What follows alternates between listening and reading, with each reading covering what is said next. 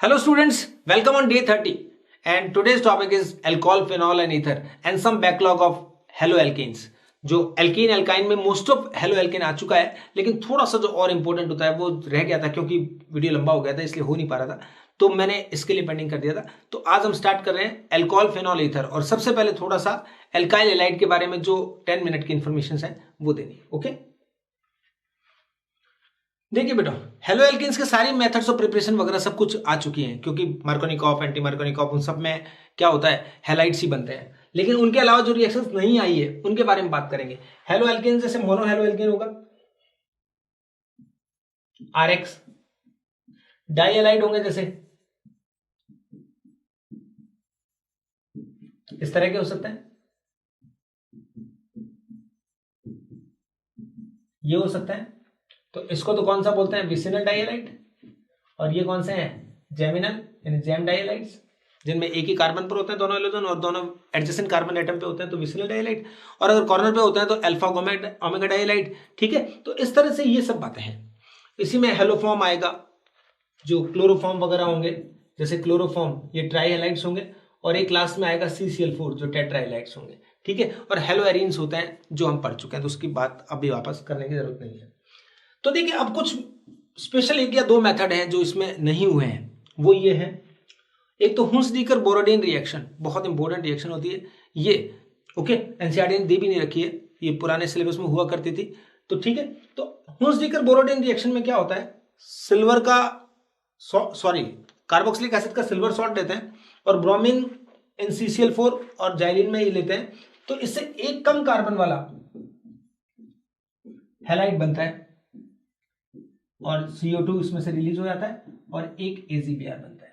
ये यहां पर बच्चों देखो Br या क्या हो सकता था, Cl2 होता तो ये क्या बन जाता, RCl बन जाता। ठीक है, और ये AgBr की जगह क्या हो जाता, AgCl।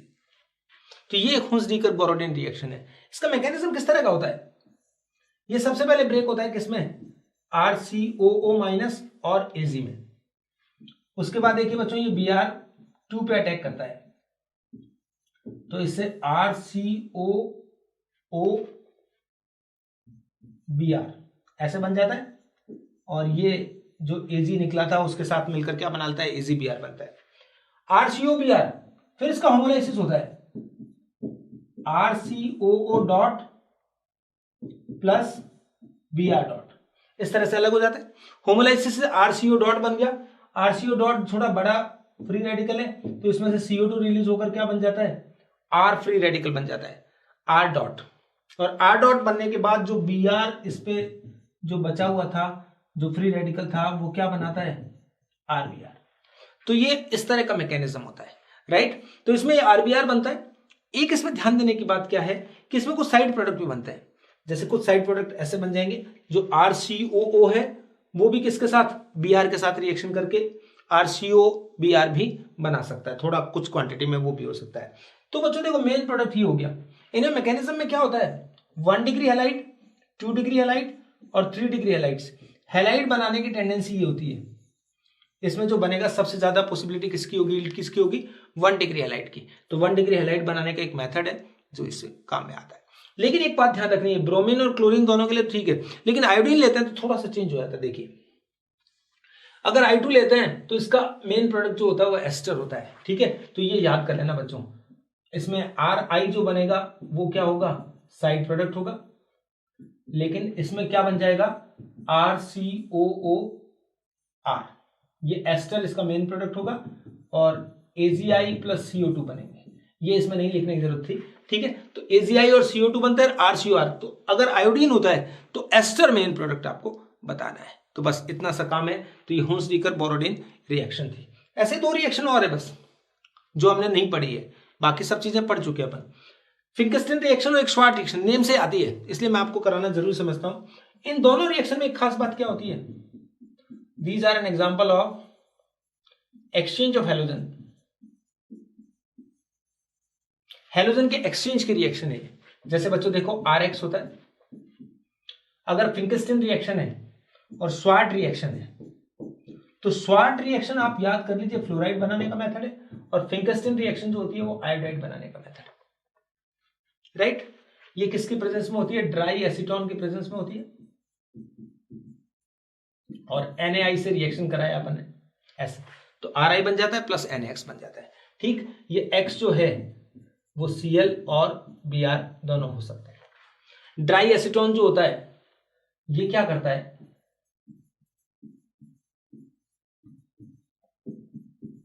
Protect from reverse reaction, ये रिवर्सिबल नहीं होने देता रिएक्शन को। ठीक है, तो यहां देखिए Rx प्लस यहां पर AgF के साथ है, या एंटीमनी का फ्लोराइड हो सकता है, उनके साथ जब रिएक्शन होगी तो फ्लोराइड फॉर्म होंगे। याद कर लेना, नेम रिएक्शन में पूछा जाता है कि which of the following is Swarts reaction, which of the following is Finkelstein reaction. तो आयोडाइड बन रहा होता है, एक में क्या होता है? फ्लोराइड बन रहा होता है। तो इन दोनों रिएक्शंस को आप थोड़ा सा देख लीजिए।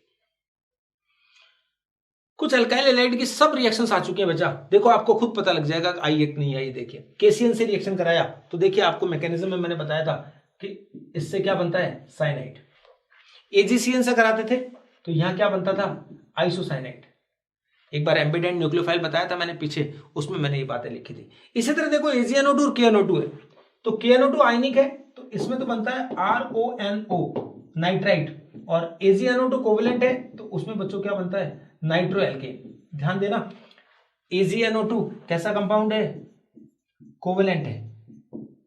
यहां पर AgCN भी कैसा था? कोवेलेंट था। तो इन केसेस में तो RNC बनता है, क्योंकि लॉन पेयर सिर्फ किसके पास माना जाता है? N के पास, तो N से अटैक होता है। यहां पर भी वही हो रहा है। जबकि KCN ये आयनिक कंपाउंड माने जाते हैं, ये वाला हुआ और ये KCN हुआ, ये आयनिक है। तो आयनिक होगा तो बच्चों देखो KCN कैसे डिसोशिएट हो जाएगा? K plus N CN minus.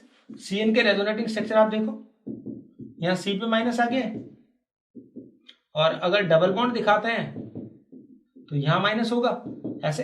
तो यहां C और N दोनों ही डोनर एटम हैं, लेकिन थर्मोडायनेमिकली कार्बन कार्बन बॉन्ड जो होता है ज्यादा स्टेबल होता है, दैट्स वाई RCN बनता है। ठीक है, तो ये RCN बना, इसमें RNC बना, इसमें नाइट्रो बना, इसमें नाइट्रेट बना। अच्छे से याद करने के लिए एक्वस NaOH से कराते हैं तो नॉर्मल रिएक्शन है, एल्कोहल बनता है।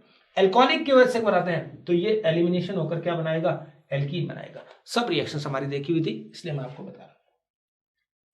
हेलोफॉर्म रिएक्शन सबसे इंपॉर्टेंट रिएक्शन, चैप्टर में ऐसा मुझे नहीं लगता कोई एग्जाम होता होगा जिसमें इसमें से क्वेश्चन नहीं आए, तो ये ध्यान से पढ़ना है इसको। ये इस चैप्टर की भी रिएक्शन है, अल्कोहल की भी रिएक्शन है, और एल्डिहाइड कीटोन की रिएक्शंस भी है, सब में काम आएगी। देखो बेटा, हेलोफॉर्म रिएक्शन, तो पहले देखिए हेलोफॉर्म रिएक्शन होती कैसे है। तो हमने कहा CH3 एक हेलोफॉर्म रिएक्शन का एग्जाम्पल बताता हूं मैं आपको। ये है एग्जाम्पल, मान लो एक कीटोन लिया मैंने, उसकी रिएक्शन किससे कराई? I2 प्लस NaOH, हेलोजन की I2 प्लस NaOH से रिएक्शन कराते हैं इसकी हेलोजन के साथ। तो ये हेलोफॉर्म रिएक्शन में क्या खास बात होती है? जो एल्डिहाइड कीटोन के साइड में जो मिथाइल होता है, CO के जस्ट पास में, मिथाइल नहीं होगा तो रिएक्शन होगी नहीं। मैं बताऊंगा अभी आपको कौन कौन ये रिएक्शन देते हैं, कौन नहीं देते हैं। तो ये जो होगा ये क्या बनाएगा? आइडोफॉर्म बनाएगा। तो आइडोफॉर्म टेस्ट बोला जाता है, हेलोफॉर्म रिएक्शन ही बोलता है। तो ये येलो क्रिस्टल बनता है, तो जिससे पता लग जाता है कि आइडोफॉर्म टेस्ट देता है या नहीं देता है। ठीक है, प्लस जो रेस्ट ऑफ पार्ट है, ये जो पार्ट बच गया है, इसको देखिए बच्चों ऐसे लिखना होता है CH3 CH2 ये CO, और उसके आगे क्या लगा देना होता है? ONA। बस जो रेस्ट ऑफ पार्ट है उसके आगे हमेशा ONA, और ये CH3 अलग हो जाएगा। तो ये एक हेलोफॉर्म रिएक्शन है जिसमें आइडोफॉर्म का फॉर्मेशन हुआ है।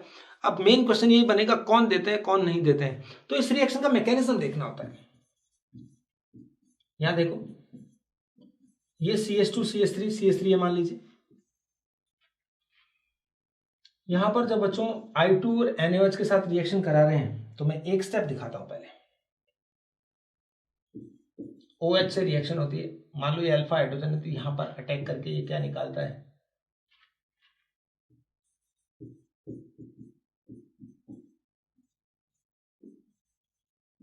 ऐसे आयन बनता है, और ये एक इनोलेट आयन है जो इस तरह से स्टेबल भी होता है इसके साथ, राइट? ये आयन स्टेबल है, तो ये बना।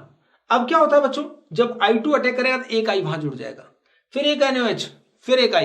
तो इस तरह से जब बार बार I2 फिर NaOH फिर I2 फिर NaOH इस तरह से जब चलता है तो फाइनली ये प्रोडक्ट बन जाता है। यहां पर तीनों के तीनों अल्फा हाइड्रोजन I से रिप्लेस हो जाते हैं CI3, बारी बारी से यही होता है। तो ये प्रोडक्ट बन जाते हैं।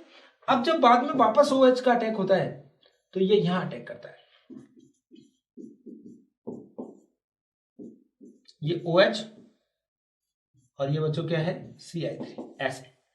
अब ये ब्रेक हो जाएगा, ये ब्रेक हो जाएगा तो CH3COH और ये वापस से डबल बॉन्ड हो जाएगा और ये CI3 माइनस बन जाता है और बाद में ये हाइड्रोजन यहां शिफ्ट होकर इसको तो आइडोफॉर्म या क्लोरोफॉर्म जो भी बोलते हैं वो बना देता है और बाकी जो रेस्ट ऑफ पार्ट है CH3COO माइनस जिसके ऊपर बाद में Na लगाया हुआ है, ये इस तरह से मैकेनिज्म होता है। ठीक है, मैकेनिज्म रिलेटेड कोई ज्यादा कोई क्वेरी नहीं होगी, लेकिन मेन क्वेश्चन जो इसमें आता है कि which of the following will give iodoform test haloform reaction, बस यही क्वेश्चन आता है। तो मैंने आपके लिए 2 पेज में ये बना दिया है कि कौन कौन ये रिएक्शन देते हैं, बहुत इंपॉर्टेंट है, ये ध्यान देने की बात है। तो मैं आपको यहाँ पहले इस क्वेश्चन के आंसर मैं आपसे लूंगा, पॉज करके आप देखेंगे आंसर देंगे, लेकिन पहले मैं आपको बता दूं कौन कौन देते हैं। तो गिवन बाय में देखिए बच्चों, ऐसा ग्रुप होना चाहिए, या तो उसमें एल्डिहाइड या कीटोन होंगे तो ऐसा ग्रुप होगा, मतलब C डबल बॉन्ड के पास में मिथाइल जुड़ा होगा, ठीक है, अल्फा मिथाइल। या फिर क्या होगा, अल्कोहल में भी ऐसा हो सकता है, लाइक दिस, मिथाइल यहां पर क्या होगा OH जुड़ा होगा तो उसके पास से मिथाइल। या फिर देखो बच्चों थोड़ा सरप्राइजिंगली मैं आपको बताऊं, ये H यहां OH की जगह क्या हो सकता है, Cl भी हो सकता है। ठीक है बच्चों, तो ये Cl भी हो सकता है। कुछ ऐसे कंपाउंड भी हो सकते हैं जिसमें 2 Cl हो यहां पर और ऐसे कुछ भी यहां CH3 हो, इस तरह का, ये सब कंपाउंड देंगे रिएक्शन। तो यहां देखिए ये C डबल बॉन्ड हो, इधर तो मिथाइल नहीं है, इथाइल है, लेकिन यहां मिथाइल है तो हमने कह दिया यस। नेक्स्ट देखो HCHO, कार्बोनिल ग्रुप के ना तो लेफ्ट साइड ना राइट साइड, किधर भी मिथाइल नहीं है, तो हमने इसको क्या कर दिया, क्रॉस कर दिया। यहां देखिए CH3 CH2 CH2, तो जिस कार्बन पर OH जुड़ा है उस पर कौन जुड़ा हुआ है, इथाइल, तो नो। जिस कार्बन पर OH जुड़ा उस पर एटलीस्ट एक मिथाइल ग्रुप होना चाहिए, राइट। तो देखिए बच्चों यहां पर आया ये CH2Cl है, तो ये इसके ऊपर बताया ना कि CH2CH पे क्या हो, तो ये यस देंगे क्योंकि यहां पर ये क्या प्रेजेंट है, मिथाइल। रीजन क्या होता है कि KOH जो होता है एक्वस KOH, वो इसको किस में बदल देता है, अल्कोहल में बदल देता है, और अल्कोहल का बाद में ऑक्सीडेशन होकर हेलोफॉर्म रिएक्शन में ऑक्सीडेशन होता है, तो ये किसमें बदल देता है, एल्डिहाइड, और कार्बोनिल ग्रुप आ जाता है जिसमें क्या ग्रुप होता है, CH3। तो ये रिएक्शन इजीली दे सकता है। ये देखिए वो बाम है, इसको भी क्या होगा, ये भी अपन यस कहेंगे क्योंकि इसमें भी 2 KOH हैं। तो 2 KOH जब इस पे आएंगे बच्चों, तो यहां पर देखिए यहां दोनों जगह OH आ जाएंगे, 2 OH होता है तो ये क्या होता है, वाटर रिमूव हो जाता है, और वाटर रिमूव होने के बाद आप देखिए ये कीटोन में कन्वर्ट हो जाता है। कीटोन में कन्वर्ट हो गया तो मिथाइल कीटोन ये है, तो मिथाइल कीटोन ये रिएक्शन देते हैं। तो आपको ऐसे पता करना है। कुछ और एग्जांपल है, यहां देखिए ये CHO ग्रुप तो ठीक है, इसके बाद मिथाइल नहीं है, I है, तो एक I ऑलरेडी आया हुआ है तो ये भी दे सकता है क्योंकि बारी बारी I तो आने हैं उसमें, तो ये हो सकता है एक I2 होता तो भी दे सकता था, I3 होता तो भी दे सकता था। अब ये देखिए ये CHO, इस कार्बन पर 3 मिथाइल ग्रुप है, तो इस C मतलब कहने का मतलब C डबल बॉन्ड वाले पर नहीं है ना, तो ये रिएक्शन नहीं देगा। अब आप ये देखिए CH3 ये OH है, we need only 1 methyl group on this carbon atom, तो एक मिथाइल ग्रुप तो है लेकिन 3 मिथाइल ग्रुप है, तो स्टेरिक हिंड्रेंस की वजह से ये भी ये रिएक्शन नहीं देता है। तो आप ध्यान करना टर्सरी अल्कोहल ये रिएक्शन नहीं देंगे, although they have methyl group present on alpha carbon atom, तो भी नहीं देंगे। यहां देखिए यहां तो अल्फा हाइड्रोजन है ही नहीं, ये मतलब सॉरी मिथाइल ग्रुप है ही नहीं, तो नहीं देगा। इसी तरह ये भी नहीं देगा। तो यहां एक नोट लगाना होता है, एक तो आपने क्या लिखा कि टर्सरी अल्कोहल नहीं देंगे रिएक्शन, और एक लिख देना एसिड एंड इट्स डेरिवेटिव्स भी ये रिएक्शन नहीं देंगे। क्यों नहीं देंगे बच्चों, देखो ये इस तरह से, तो यहां ये रेजोनेंस में पार्टिसिपेट करता रहता है, ठीक है ना। तो यहां पर ये जो आप CH2 में से अगर H निकालेंगे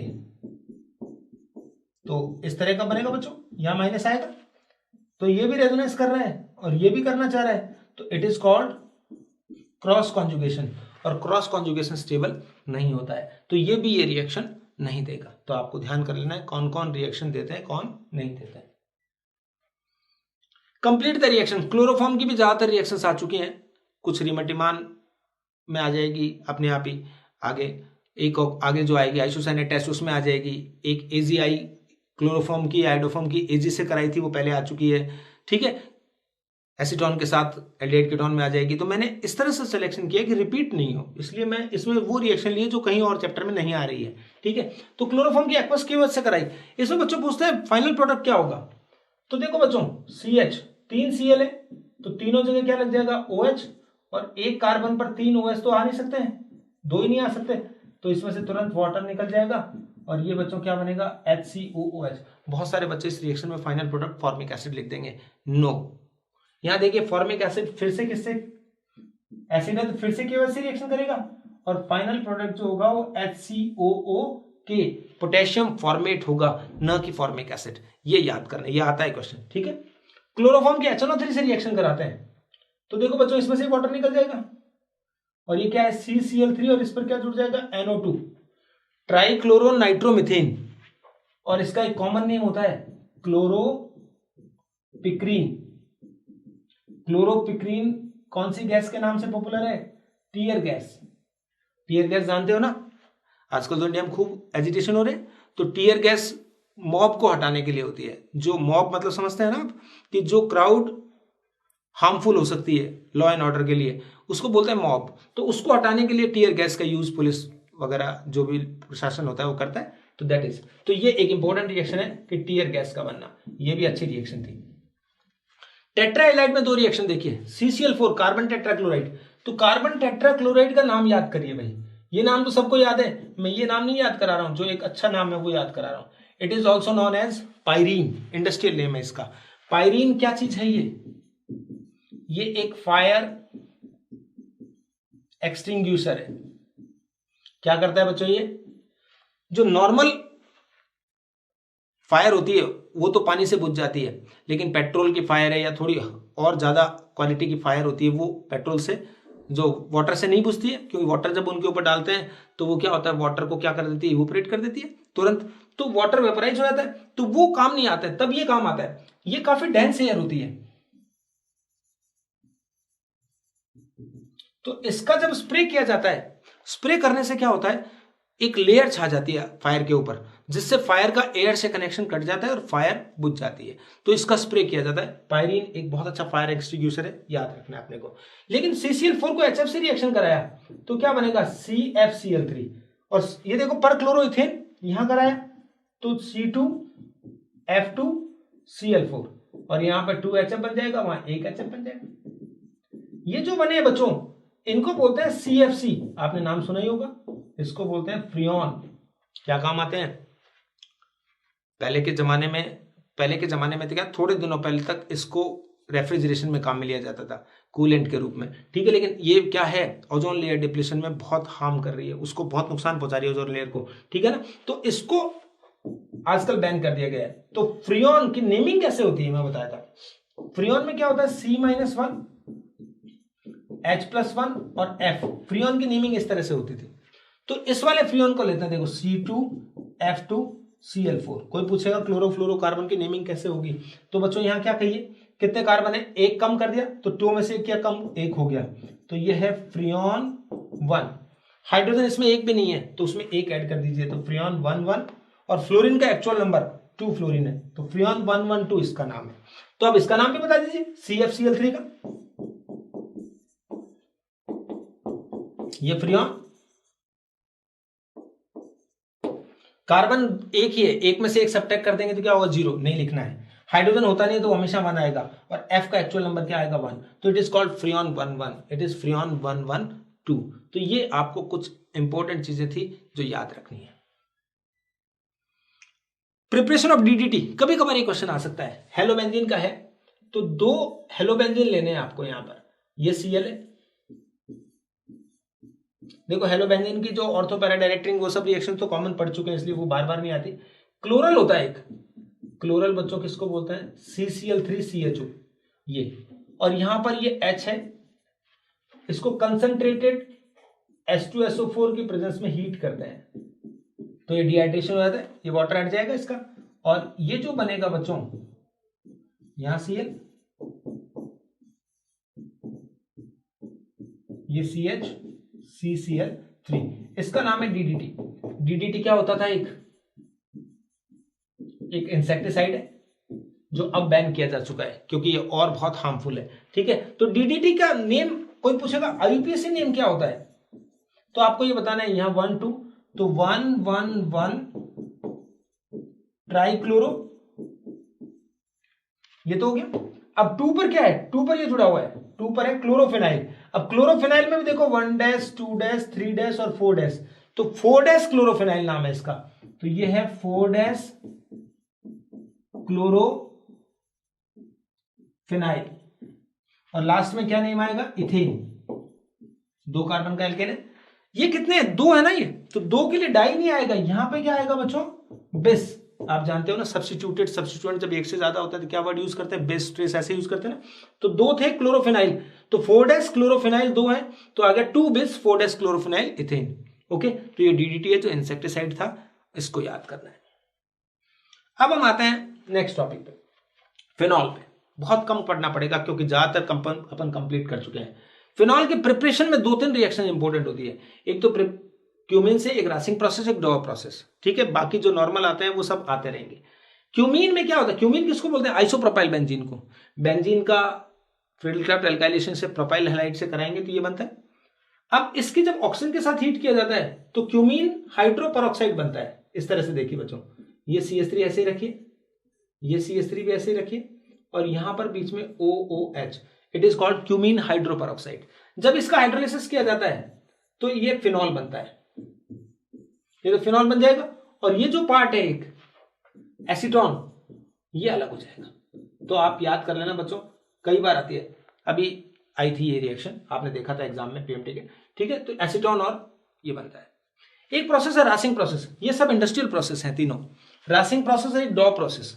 रासिंग प्रोसेस में क्या होता है? बेंजीन की एयर के साथ HCl और CuCl2 की उपस्थिति में हाई टेम्परेचर पे हीट करते हैं, हाई प्रेशर पे, तो क्लोरोबेंजीन बनता है बच्चों।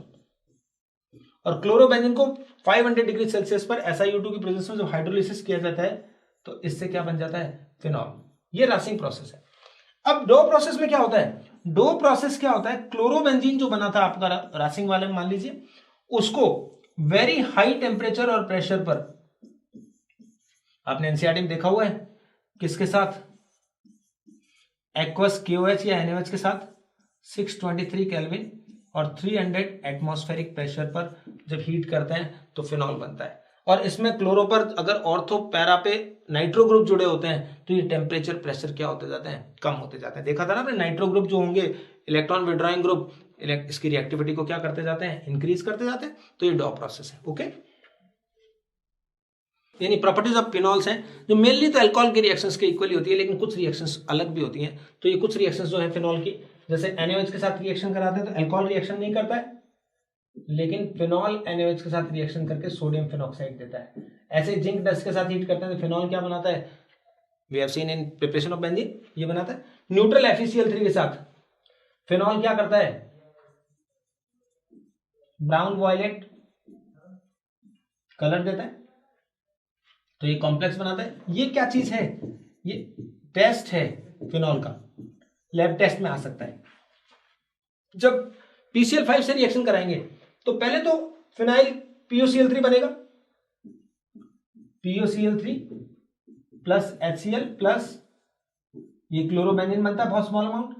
इसकी रिएक्शन वापस से फिनॉल से रिएक्शन होती है 3C6H5OH से, तो इसमें क्या बनता है बच्चों?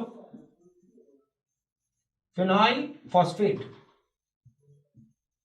तो इसका मेन प्रोडक्ट जो होगा आपको बताना है फिनाइल फॉस्फेट। ओके, नेक्स्ट देखिए, कॉल्बे स्मिथ और रिमटिमान, 2 रिएक्शन ऐसे इंपॉर्टेंट रिएक्शन है जो हमें पढ़नी है, क्योंकि बाकी हम जो इलेक्ट्रोफिलिक सब्स्टिट्यूशन रिएक्शन थी वो तो फिनॉल की अपन सब बेंजीन के अंदर कवर कर चुके हैं। तो कॉल्बे स्मिथ में क्या होता है? जब बेंजीन के साथ, सॉरी बेंजीन नहीं होगा, ये किसके साथ?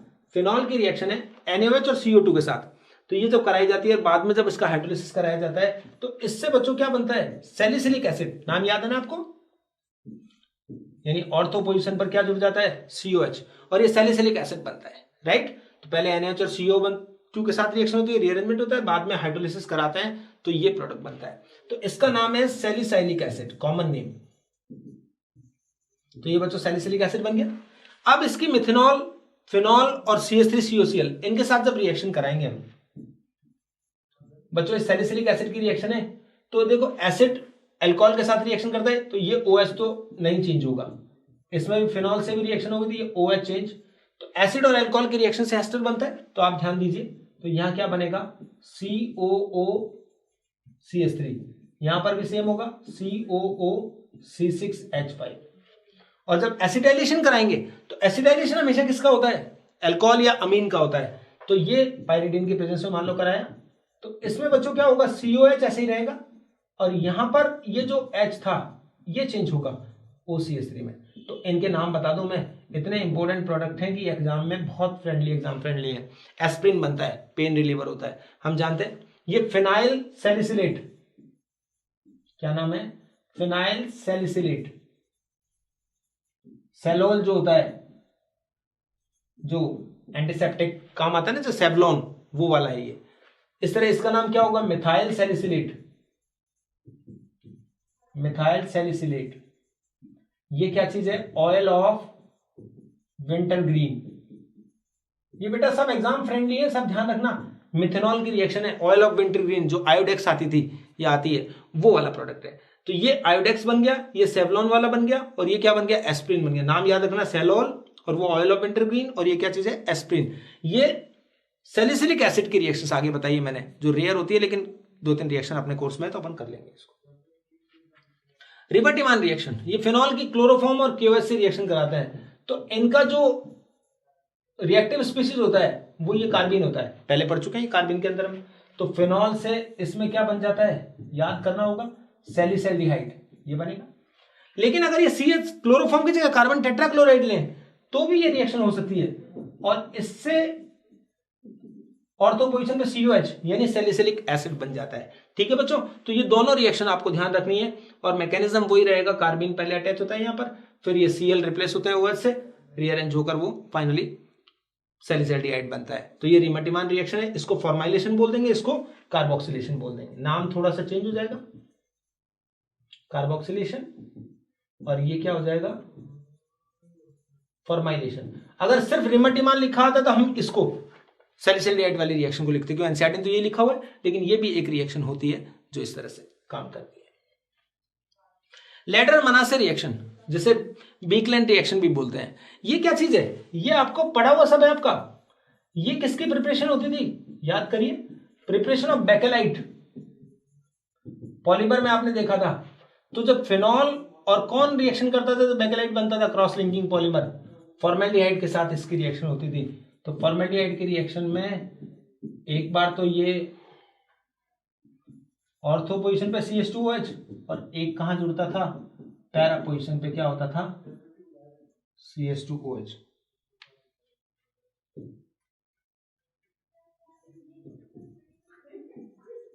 तो ऑर्थो हाइड्रोक्सी बेंजाइल अल्कोहल और पैरा हाइड्रोक्सी बेंजाइल अल्कोहल बोलते हैं।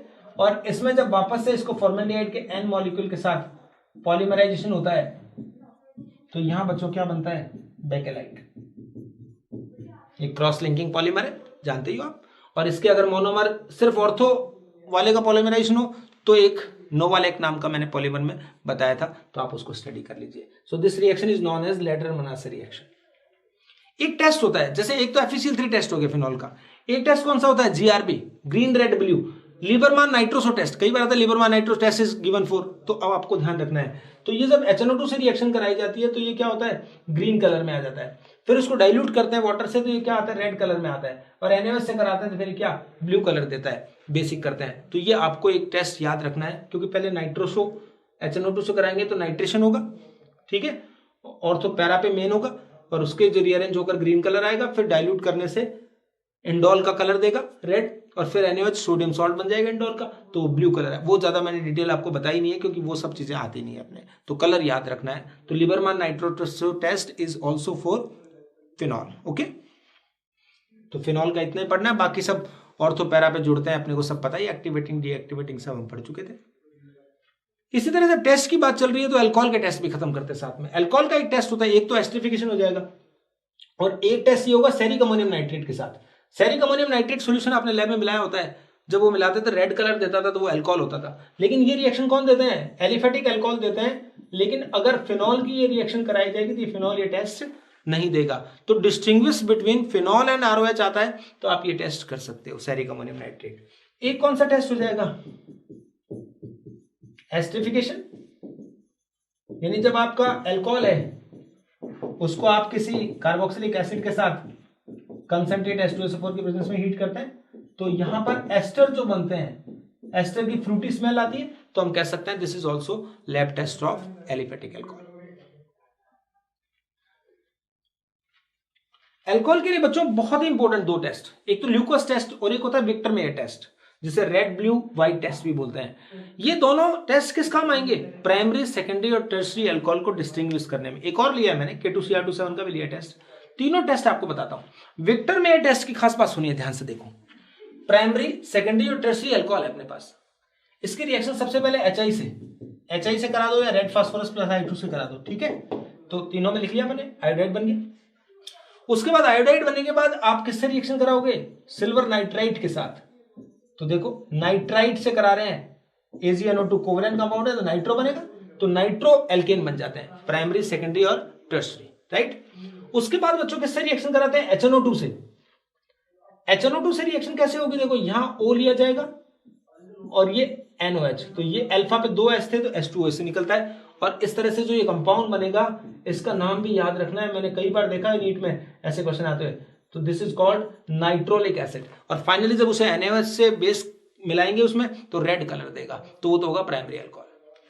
सेकेंडरी अल्कोहल होगा तो इसके साथ नाइट्रो एल्केन बनाएगा, और नाइट्रो एल्केन के HNO2 से, तो इस बार ध्यान देना बच्चों, यहां पर क्या लेंगे OH, क्योंकि एक ही H है अल्फा पे, तो यहां पर क्या जुड़ेगा इसके साथ OH, यानी वाटर इससे निकलेगा, और ये N डबल बॉन्ड O, तो NO जुड़ गया। इसको बोलते हैं बेटा स्यूडो नाइट्रोल। ये इसको NaOH डालते ही कैसा कलर देता है, ब्लू कलर देता है, तो सेकेंडरी अल्कोहल होता है। और टर्सरी अल्कोहल जो बन जाते हैं वो फिर HNO2 से रिएक्शन ही नहीं करते हैं। रीजन क्या है, क्योंकि अल्फा हाइड्रोजन एब्सेंट है तो HNO2 से इसकी रिएक्शन नहीं होती है, NaOH डालते हैं तो कोई कलर नहीं आता है, व्हाइट कलर देते हैं, तो इसको बोलते हैं रेड ब्लू और व्हाइट। तो इस टेस्ट के अकॉर्डिंग विक्टर मेयर मेथड में से कई बार क्वेश्चन पूछे हुए हैं, तो इंपोर्टेंट लगा लो इसको। नेक्स्ट टेस्ट देखिए, ये तो स्कूल में लैब में स्कूल में पढ़ा होता है आपने, वो तो नहीं पढ़ा होता है। ल्यूकस टेस्ट, अल्कोहल जो होता है एनाइटस ZnCl2 प्लस कंसंट्रेटेड HCl, ये एक टेस्ट का जो रिएजेंट है उसको बोलते हैं ल्यूकस रिएजेंट। वो एल्काइल एलाइड उसके साथ व्हाइट टर्बिडिटी देते हैं, लेकिन ऑर्डर क्या होता है 3 डिग्री 2 डिग्री और क्या 1 डिग्री। यानी बच्चों 3 डिग्री जो अल्कोहल होते हैं वो क्या करते हैं, इमीडिएटली ये टेस्ट क्या देंगे, तुरंत व्हाइट टर्बिडिटी देंगे। सेकेंडरी अल्कोहल जो होंगे they will give white turbidity in 5 minute, और 1 डिग्री अल्कोहल जो होंगे वी कैन से ये व्हाइट टर्बिडिटी नहीं देंगे, या फिर 30 मिनट में देंगे, हीट करने पर देंगे। समझ में आ गया। तो इसमें रिएक्टिविटी का ऑर्डर था टर्सरी सेकेंडरी एंड प्राइमरी। तो ये OH हटेगा और इसकी जगह पे क्या आया है Cl। तो जिसमें भी OH हटने की रिएक्शन होगी उनकी रिएक्टिविटी 3 to 1 होगी, लेकिन H हटने की रिएक्शन होगी उसकी रिएक्टिविटी होती है 1 to 3। अभी देखते हैं तीसरा टेस्ट, एक और ले लिया distinguish test by dichromate test, potassium dichromate. Potassium dichromate में कौन सा आयन है बच्चों, ये डाइक्रोमेट आयन है। तो डाइक्रोमेट आयन खुद तो किसमें बदल जाता है, रिड्यूस होकर Cr+3 में, और कैसा कलर देता है, ग्रीन कलर देता है। इसका खुद का कैसा कलर होता था, ऑरेंज। तो इसको रिड्यूस कर दिया इसने, इसका मतलब खुद ऑक्सीडाइज होगा, तो प्राइमरी अल्कोहल ऑक्सीडाइज होगा किसमें, एसिड में, और खुद इसको क्या कर देगा, रिड्यूस कर देगा। इसी तरह बच्चों देखो सेकेंडरी अल्कोहल है, ये भी ग्रीन कलर देगा, ठीक है, खुद भी ऑक्सीडाइज हो जाएगा, और ये ऑक्सीडाइज ही नहीं होते हैं, टर्सरी अल्कोहल तो ऑक्सीडाइज ही नहीं होते। तो बच्चों ध्यान दीजिए, इसमें रिएक्टिविटी का ऑर्डर क्या है 1 डिग्री 2 डिग्री और 3 डिग्री। तो ग्रीन कलर जो इमीडिएटली देंगे और एक ग्रीन कलर थोड़ी देर में देंगे वो ये होंगे, बिल्कुल नहीं देंगे वो कौन से होंगे, टर्सरी। तो रिएक्टिविटी का ऑर्डर लेकिन जस्ट ल्यूकस का अपोजिट है, ध्यान रखना। ओके, तो इस टेस्ट को भी आप याद कर सकते हो। तो ये तो स्ट्रॉन्ग ऑक्सीडेंट थे, लेकिन अब क्या होगा बच्चों, कुछ माइल्ड ऑक्सीडेंट होते हैं, जैसे नाम देखिए PCC, आपने सुना हुआ है, देखिए एनसीईआरटी में भी लिखा है, pyridinium chlorochromate, PDC pyridinium dichromate, Jones reagent CrO3H2SO4 in acetone at 0 degree Celsius. Sarett Collins, याद कर लेना बच्चों, नोट कर लो इसको, स्क्रीनशॉट लेके 2-3 बार पढ़ोगे तो आपको नाम याद आ जाएंगे, क्योंकि कई बार ये पूछ लेते हैं जॉन्स रिएजेंट इज। तो ये सब क्या करते हैं, अल्कोहल को सिर्फ आगे कहां तक, एल्डिहाइड तक ऑक्सीडाइज करते हैं। आगे जब दोबारा ऑक्सीडेशन की बात आती है तो उसको ऑक्सीडाइज नहीं कर पाते हैं। तो ये एक रिएजेंट मैंने लिया PCC, तो एल्डिहाइड कीटोन वाले चैप्टर में लिखा हुआ है ना कि अल्कोहल को PCC सिर्फ एल्डिहाइड तक रेस्ट्रिक्ट कर देता है, आगे ऑक्सीडाइज नहीं करता है। तो इसको भी आपको क्या करना है, याद कर लेना है। देखो catalytic dehydrogenation of alcohol, alcohol में देखिए 1 डिग्री, ये 2 डिग्री और ये 3 डिग्री। कॉपर के साथ 300 डिग्री सेल्सियस और यू कैन से 573 केल्विन पे हीट करते हैं, तो इनमें से क्या निकल जाता है, हाइड्रोजन रिमूव हो जाता है। तो ये H और एक हाइड्रोजन कहां से, अल्फा हाइड्रोजन से, एक ये H ये H, यहां पर H, लेकिन अल्फा पे क्या है, इसमें देखो बच्चों नो अल्फा हाइड्रोजन, तो अल्फा हाइड्रोजन नहीं है, तो बच्चों इसमें डिहाइड्रोजनेशन होता है दोनों में, लेकिन अल्फा हाइड्रोजन नहीं है तो इसमें डिहाइड्रेशन होगा, राइट। तो ये बच्चों क्या बनेगा, देखो RCHO एल्डिहाइड बनता है, इस केस में कीटोन बनता है, और इसमें मैं आपको बता दूं इस तरह से, इस एक R को आप ये मान लो CH3 है, ठीक है। तो ये इस तरह से बच्चों क्या बनेगा, एल्कीन बनेगा। तो क्वेश्चन पूछा जा सकता है कि टर्सरी अल्कोहल का डिहाइड्रोजनेशन क्यों नहीं होता है, तो हम कहते हैं because it doesn't have alpha hydrogen, that's why इसका डिहाइड्रेशन होता है, ना कि डिहाइड्रोजनेशन। ओके, तो ये भी याद रखो। रिएक्टिविटी ऑफ ROH बॉन्ड, दूर थोड़ा इसलिए लिखा है कि उसमें सिर्फ वो रिएक्शन बतानी है जिसमें H अलग हो रहा हो। तो H अलग हो रहा हो मतलब कौन सी वाली रिएक्शन है ये एसिडिक नेचर को शो करने वाली रिएक्शंस होंगी, ठीक है। देखो बच्चों सोडियम के साथ रिएक्शन करा है, सोडियम जैसे ही डालते हैं अल्कोहल में तो RONA बनता है और साथ में क्या रिलीज होती है, हाइड्रोजन। लेकिन NaH डाला तो भी हाइड्रोजन बन जाएगी, NaNH2 डाला तो अमोनिया बन जाएगी, तो बनेगा वही RONA प्लस हाइड्रोजन रिलीज होना है या अमोनिया रिलीज होना। NaOH से रिएक्शन नहीं कर पाता है, फिनॉल रिएक्शन करते हैं NaOH से, याद रखना है अल्कोहल NaOH से रिएक्शन नहीं करते हैं। फिर नेक्स्ट देखिए Gr से, तो ग्रिनार रिएजेंट ये है, तो यहाँ का R और इसका रिएक्टिव H मिलकर क्या बनाएंगे बच्चों, एल्केन बनाएंगे, साथ में वो साइड प्रोडक्ट बन जाएगा।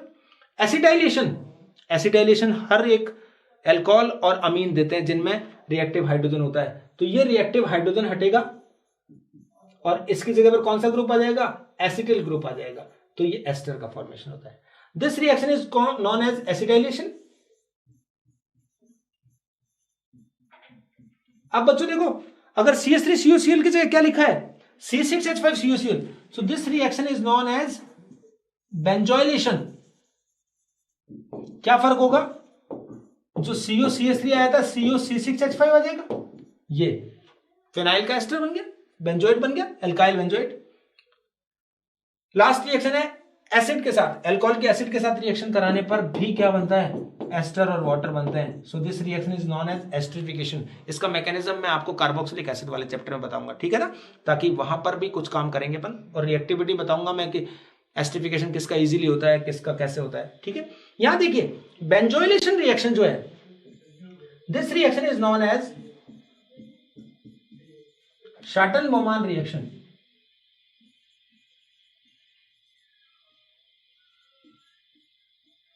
You can check the spelling, may be wrong हो सकती थोड़ा ही, शाटन-बोमान रिएक्शन। तो आप याद करें ना, बेंजोइलेशन ऑफ अल्कोहल और amine both are known as Schotten Baumann reaction, replacement of H by COC6H5। जैसे एसिटाइलेशन होता है वैसे बेंजोइलेशन होता है, तो लेकिन बेंजोइलेशन होगा तो उसका नाम शाटन-बोमान होगा। 2 या 3 साल पहले नीट में आया था कि शाटन-बोमान रिएक्शन कौन सी है, तो बेंजोइलेशन को अपन क्या बोलते हैं, शाटन-बोमान रिएक्शन। तो ऐसे रिएक्शंस को आप इंपोर्टेंट लगा दिया करो, ठीक है ना। नेक्स्ट देखिए बच्चों, इस बार ROH पूरा OH अलग होगा, तो इसकी रिएक्टिविटी मैं बता रहा हूं 3 डिग्री, 2 डिग्री और क्या है 1 डिग्री। एक बार पहले वाले पेज में मैंने लिखा नहीं है तो मैं यहां लिख देता हूं, इसकी नेचर कैसी होगी, रिएक्ट एसिडिक। हमेशा पहले बताया हुआ ना आपको मैकेनिज्म में कि प्राइमरी अल्कोहल सबसे ज्यादा एसिडिक होते हैं, फिर सेकेंडरी अल्कोहल, फिर टर्शियरी अल्कोहल। तो जब H अलग होना है, एसिडिक नेचर दिखानी है जब, तो ऑर्डर 1 2 3 था, लेकिन अब जब OH हटाना है तो यहां ऑर्डर क्या हो गया 3 2 1, जैसे अभी ग्लूकोज में देखा था अपन ने। PCl3 ये अल्काइल हैलाइड में रिएक्शन हमने नहीं देखी थी क्योंकि मुझे पता था यहां आने वाली है। तो देखो बच्चों RCl प्लस साइड प्रोडक्ट हमेशा PCl3 से क्या बनता है, H3PO3। PCl5 से कराओगे तब भी RCl, और side products are always POCl3 and HCl। पूरी ऑर्गेनिक में किसी से भी रिएक्शन कराते हैं यही बनते हैं। ये देखिए पाइरिडीन की प्रेजेंस में SOCl2 से, तो यहां भी RCl बनता है, और साथ में कौन कौन सी गैस, SO2 और HCl गैस बनती है। ये डार्जन प्रोसेस नाम से जाना जाता है। कौन सा प्रोसेस है ये, डार्जन प्रोसेस। इसको कहते हैं it is the best method to prepare alkyl halide. Why, because इसमें गैसेस बनती है, और जो जनरली PY जो बेस है उसके द्वारा एब्जॉर्ब कर ली जाती है, तो रिएक्टेंट से प्रोडक्ट की तरफ ही चलती रहती है रिएक्शन, क्योंकि प्रोडक्ट हटते जाएंगे वैसे वैसे रिएक्शन, तो ज्यादा क्वांटिटी में और प्योर क्वांटिटी में एल्काइल हैलाइड बनता है। That's why Darzens process is known as best method to prepare haloalkane. Okay, ammonia से रिएक्शन करा दो तो क्या बनेगा, पहले RNH2, फिर R2NH, फिर R3N, इस तरह से क्या बनता रहता है मिक्सचर। अमीन में हम वापस से देख लेंगे रिएक्शन। Complete the reaction. एक रिएक्शन मैंने आपसे इसलिए पूछी है क्योंकि मैं जानना चाह रहा हूं कि PCl, एक तो इसकी और एक कौन सा होता है PCl5, इन दोनों का जो मैकेनिज्म होता है बच्चों, कौन सा मैकेनिज्म होता है, SN2 मैकेनिज्म से रिएक्शन होती है। ये दिमाग में आपको याद रखनी है। और SN2 से होती है, इसका मतलब क्या होता है, SN2 रिएक्शन में क्या होता था, याद आया, इन्वर्जन।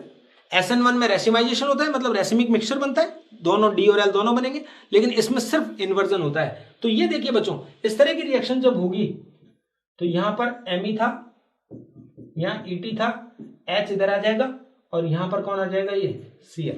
बस जो D था तो L में, R था तो S में, इस तरह से कन्वर्ट हो जाएगा। तो ये याद रखना है, SOCl2 PCl5 का दोनों मैकेनिज्म होता है which is through SN2 reaction. Okay, alcohol की प्रिपरेशन के कुछ रिएक्शंस हैं, 2-3 ही रिएक्शन, बाकी तो सब आ चुकी है। प्राइमरी अमीन से, प्राइमरी अमीन से क्या होता है बच्चों, देखो ये RNH2, इसकी रिएक्शन किससे कराई जाती है बच्चों, NaNO2 प्लस HCl के साथ, तो ये क्या बनता है ROH। इससे देखो क्या बनेगा, इससे HNO2 बना, और HNO2 को आप ऐसे दिखा दो बच्चों, लाइक दिस, ये तो याद करने के लिए बता रहा हूं मैं आपको। तो ये ROH बन गया, साथ में क्या बन गई N2 प्लस वाटर। तो ये तो याद करने के लिए कि प्राइमरी अमीन से HNO2 की रिएक्शन कराता है तो एल्कोहल बनता है, राइट। लेकिन इसका मैकेनिज्म आपको पता होना चाहिए बच्चों।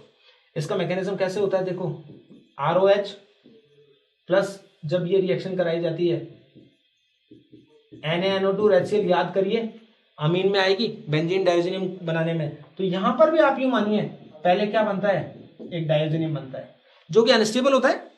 अनस्टेबल होता है तो फिर इसके हाइड्रोलिसिस से क्या बन जाता है, मेनली ROH बन जाता है। लेकिन आपको मैं प्रॉपर मैकेनिज्म बताता हूं, तो ये पहले क्या बनता है, R प्लस बनता है, उसमें भी देखो बेंजाइल जो फिनाइल कार्बोकेटाइन बनता था। अब R प्लस बनने के बाद बहुत सारी पॉसिबिलिटी है, आपको यहां OH माइनस मिला, OR भी मिल जाता है तो ईथर भी बनता है, हेलोजन मिल जाता है इसमें तो RX बन जाता है, बेस मिल जाता है यहां पर तो एल्कीन बन जाता है, राइट। और क्या मिल सकता है इसमें, NO2 तो RONO बन जाता है। तो ये बात है बच्चों, ये बहुत सारे प्रोडक्ट बनते हैं इसमें, नाइट्राइट, अल्कोहल, फिनॉल, लेकिन इसमें मेजर प्रोडक्ट कौन होता है, ये मेन प्रोडक्ट होता है, ये याद रखना है। लेकिन इसको याद रखने के साथ साथ एक आपको मैं याद करा दूं, इफ मिथाइलअमीन देन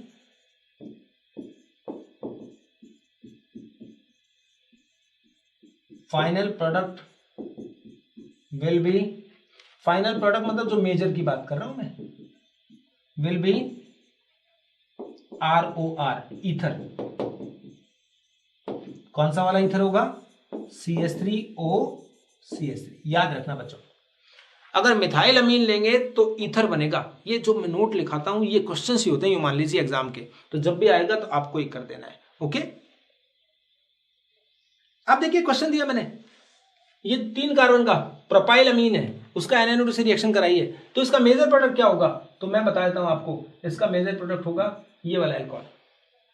अब आप कहेंगे ऐसे कैसे, अभी तो बताया था मैंने कि जब ये बनता है तो इसमें पहले क्या होता है, इंटरमीडिएट कार्बोकेटायन होता है, R प्लस बनता है ना, और R प्लस बनने के बाद वो हमेशा क्या होगा, रीअरेंज होगा। तो ये 1 डिग्री के बजाय 2 डिग्री वाला ज्यादा स्टेबल होगा, तो ये बन जाएगा, और इसके ऊपर जब OH आगे अटैक करेगा तो ऐसे। तो आपको ध्यान रखना है, इसमें भी कार्बोकेटायन बनता है इंटरमीडिएट, अभी दिखाया मैंने R प्लस, और जिनमें भी कार्बोकेटायन बनता है रीअरेंजमेंट इज पॉसिबल। ओके, तो ये होगा by the reduction of carbonyl compounds और carboxylic acid and its derivative. इससे भी क्या बनते हैं, अल्कोहल बनते हैं। देखो कार्बोनिल कंपाउंड तो ये ले लीजिए, ये कार्बोनिल कंपाउंड है 4H, 4H या 2H से ही काम चलेगा, 4H नहीं आएगा। कितना H आएगा, 2H, और क्या बन जाता है बच्चों, RCHOH। 4H से तो फिर एल्केन बन जाएगा, Clemmensen, Wolff Kishner, red phosphorus HI, 3 reaction बताई थी ना, ये भी बताया था मैंने वहां पे। तो इसमें कौन कौन से रिएजेंट हो सकते हैं, ये कौन हो सकता है, LiLH4 हो सकता है, NaBH4 हो सकता है, निकल प्लेटिनम पैलेडियम ये हो सकता है, सोडियम प्लस इथेनॉल हो सकता है, जिंक प्लस एसिटिक एसिड हो सकता है। बेटा कोई भी रिएजेंट, एक्चुअली क्या होता है, aldehyde and ketone easily alcohol में रिड्यूस हो जाते हैं किसी भी रिएजेंट को यूज करने में, कोई भी रिडक्टेंट यूज करने पर। ये तो ये हुआ। अब बात आती है RCOOH, ये इसका देखना बच्चों, ये 4H, तो इसमें अपन ले रहे हैं एक बार LiLH4, ठीक है। तो ये कैसे होता है, RCH2OH प्लस वाटर, यहां से ब्रेक होता है। तो यहां पर Z लगा होगा कोई भी, जैसे देखो Cl होता, एस्टर होता था, R होता, एनाइड्रेट हो सकता था, तो इनसे क्या बनता, सब में यही, बस साइड प्रोडक्ट में क्या चेंज हो जाता, HCl ROH। नेक्स्ट आप देखिए, इसमें एक स्पेशल रिएक्शन है, वो मैं अगले पेज में बताता हूं। देखो कुछ रिएजेंट के बारे में मैं क्लियर कर दूं आपको कि lithium aluminium hydride and sodium C2H5OH, ये बहुत इंपॉर्टेंट बात बता रहा हूं अब आपको मैं। ये रिडक्टेंट जो है किस किस को रिड्यूस कर सकते हैं, ये एक इंपॉर्टेंट क्वेश्चन है, क्योंकि एग्जाम में दिया आएगा कि आप इसकी रिएक्शन कराइए, उसमें 2 से 3 लोग होंगे जो रिड्यूस होने के लिए रेडी हैं, लेकिन सारे रिडक्टेंट कैपेबल नहीं होंगे। तो लोग lithium aluminium hydride can reduce RX into RH, RCN into RCH2NH2, RNC into RNHCH3, aldehyde and ketone into alcohol, अभी देखा था आपने, all the acid and acid derivatives किसमें, RCH2H। बस एक स्पेशल केस है कि अगर एमाइड होगा RCONH2, तो इसका जब रिडक्शन LiLH4 या किसी और से किया जाएगा तो बच्चों ये क्या बनाएगा, ये प्राइमरी अल्कोहल नहीं बनाकर क्या बनाएगा, प्राइमरी अमीन। ये आपको रटना पड़ेगा बच्चों, याद करना है कि जो एमाइड को ये रिड्यूस करता है तो किसमें बदलता है, अमीन में, नॉट इन अल्कोहल, राइट। बस इसमें एक बात ही ध्यान रखनी है, LiAlH4 will not reduce double और ट्रिपल बॉन्ड, मल्टीपल बॉन्ड को रिड्यूस नहीं करता, जैसे एल्कीन करता है ना हाइड्रोजनेशन में, वो ये काम नहीं करता है। लेकिन इसमें एक एक्सेप्शनल केस है, क्योंकि क्वेश्चन तो ऐसा आएगा जो आपको एक्सेप्शनल होगा। यहां देखिए CH double bond CH CHO, ये देखिए बीटा एराइल, ये अल्फा बीटा, बीटा पर एराइल जुड़ा हुआ और एक क्या हो, ये डबल बॉन्ड है, ये वाले जब होते हैं इसका LiLH4 से जब रिडक्शन कराया जाता है बच्चों, तो ये क्या होगा, ये इसको भी रिड्यूस कर देगा डबल बॉन्ड को भी, और ये एल्डिहाइड को भी रिड्यूस कर देगा अल्कोहल में। तो ये एक एक्सेप्शन ऐसा है जिसमें बीटा एराइल पोजीशन होती है, उस केस के अंदर क्या होता है, बीटा एराइल अनसैचुरेटेड एल्डिहाइड जो है वो सिर्फ और सिर्फ क्या हो सकते हैं, LiLH4 से रिड्यूस हो सकते हैं, और कोई रिड्यूस नहीं हो सकता है। ओके, दूसरा देखो NaBH4, अब NaBH4 का बड़ा लिमिटेड सा मामला है, ये सिर्फ किसको, कार्बोनिल कंपाउंड को किसमें, इसमें, और एक RX को किसमें, RH में करता है रिड्यूस, बाकी साइनाइड आइसोसाइनाइड इनको रिड्यूस नहीं कर पाता। प्लस एक और बात, एसिड के अंदर ये सिर्फ और सिर्फ किसको, CH3COCl, बस एसिड और एसिड डेरिवेटिव में सिर्फ इसको रिड्यूस कर पाता है और किसी को रिड्यूस नहीं कर पाएगा, औरों को किसी को रिड्यूस नहीं करेगा, याद रखना है। निकल, प्लेटिनम, पैलेडियम और हाइड्रोजन ये भी क्या करते हैं, ऑल, किसको छोड़कर,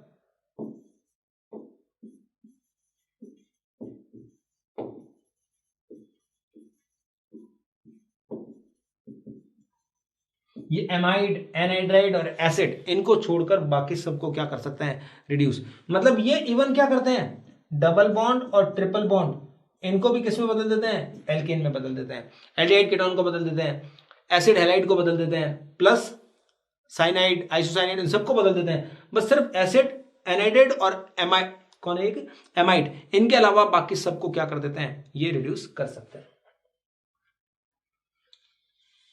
देखो बच्चों, इंडस्ट्रियल मेथड है, ये मिथेनॉल लिखना था यहाँ पर, ये मिथेनॉल का मेथड है, CO+H2, इसकी प्रेजेंस में आप रिएक्शन करते हैं, ये कौन सी गैस है, वाटर गैस है, और इसकी रिएक्शन H2 से और कराएंगे तो ये क्या बनेगा, मिथेनॉल बोलते थे इसे, that's why it is called synthesis gas. Hydrogen में देखते हैं अपन कि CO+H2 वाटर गैस होती है, या हाइड्रोजन से और कराते हैं तो मिथेनॉल बनता है। एक है बाय वुड, वुड स्पिरिट क्यों बोलते हैं इसको, याद है ना, क्वेश्चन पूछा जाता है कि methanol is known as wood spirit, क्योंकि वुड के डिस्ट्रक्टिव डिस्टिलेशन से, मतलब in the absence of air जब कराया जाता है तो एक बनता है पायरोलिग्नियस एसिड, एक ब्राउन कलर का मदर लिक्विड से लिकर बनता है, तो वो क्या होता है, पायरोलिग्नियस एसिड। इसमें क्या क्या होता है, 10% एसिटिक एसिड होता है, 5% क्या होता है, मिथेनॉल होता है, plus very small amount of acetone होता है, और रेस्ट ऑफ वाटर होता है, ये बनता है बच्चा। तो इसको क्या कराया जाता है, पहले कैल्शियम हाइड्रोक्साइड के साथ रिएक्ट कराया जाता है, तो जितना भी एसिड होता है वो अलग चला जाता है, एसिड होगा वो तो क्या बना देगा, CH3CO2Ca, और यहां पर क्या बच जाएगा, जो लिक्विड बच जाएगा उसमें कौन कौन है, ये सब चीजें, तो इसका डिस्टिलेशन कराया जाता है, फ्रैक्शनल डिस्टिलेशन, जिससे कितने पर, 56 डिग्री सेल्सियस पे तो एसीटोन बनता है, और मिथेनॉल का बॉइलिंग पॉइंट 65, इस पर मिथेनॉल बनता है, बाद में इसको प्योरीफाई करा लिया जाता है। तो ये पायरोलिग्नियस एसिड से मिथेनॉल बनाने का मेथड है।